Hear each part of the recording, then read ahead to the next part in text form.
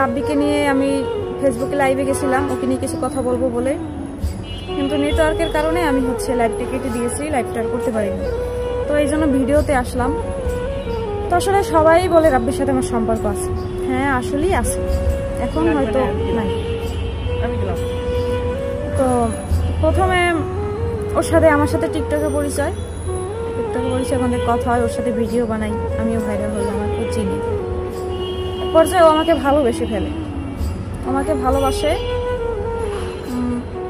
শেষমেশ আমি ওকে বলছি আমরা বন্ধু হয়ে থাকি, বন্ধুত্বটা সারা জীবন থাকে, কিন্তু প্রেম ভালোবাসাটা একটু ঝামেলা হলে থাকে না, টিকে না।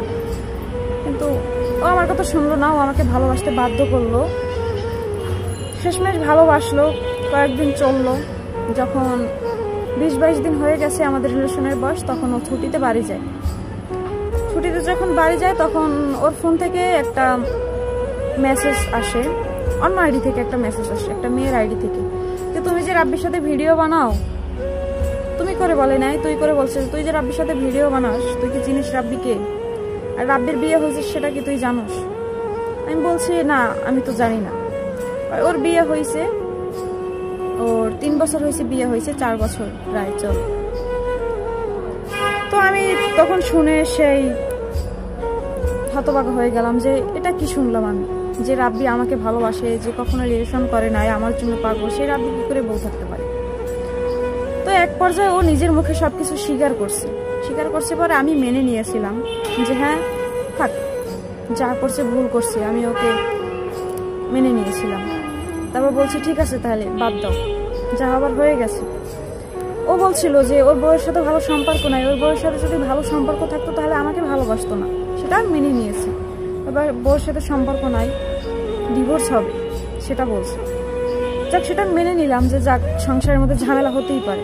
তারপর আমি ওকে ভালোবাসি, কারণ ভালোবাসাটা কেবল শুরু হইলো, হুট করে আমি তাকে ভুলতে পারতেছি না যে আমাকে ভালোবাসতে বাধ্য করলো।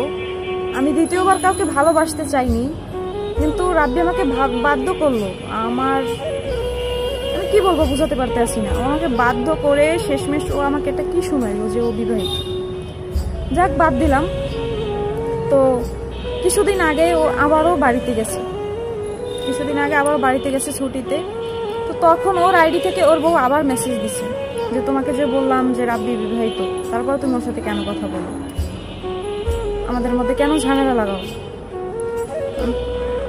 রাব্বি তো বলছে ওর বউয়ের সাথে সম্পর্ক নাই, এজন্য কথা বলতেই পারি, আর রাব্বিও তো আমার সাথে কথা বলে।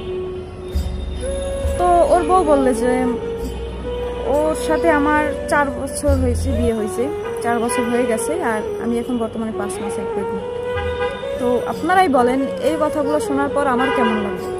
যে মানুষটা এত ভালোবাসলো, জোর করে আসলো, আমি ভালোবাসতে চাইনি, সে আমাকে ভালোবাসা শিখাইলো, সেই মানুষটা যদি এখন বলে আমি বিবাহিত, আমার কয়েকদিন পর আমার বাচ্চা হবে, আপনারা বলেন ও বিবাহিত সেটা বলে দিলে পারে, ও কেন মিডিয়াতে বলে না, কেন অনলাইন জগতে ওর গোপন রাখে আমি জানি না, কেন এটা লুকাচ্ছে।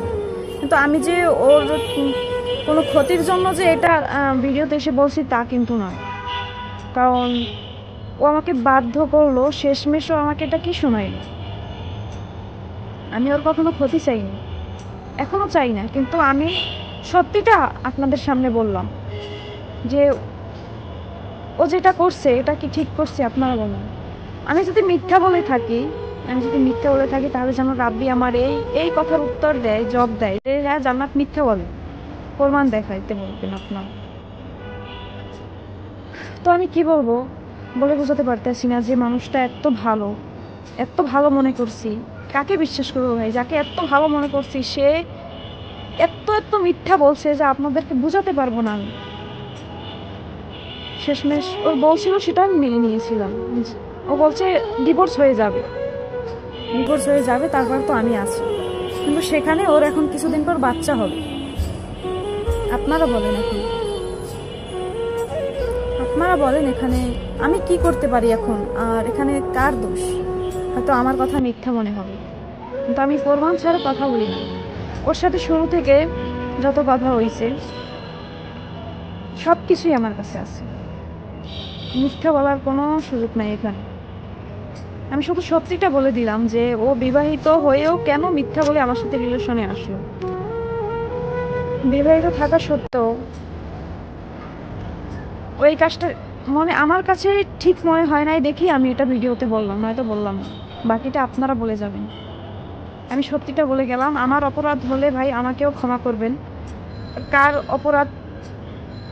অপরাধ না সেটা আপনারা দয়া করে ভুলে যাইবেন। আমাকে ভিডিওতে দেখেন, ওকেও ভিডিওতে দেখেন, দুইজনকে একটু ভালো মতো যাচাই করে যাবেন দয়া করে। ভালো থাকবেন।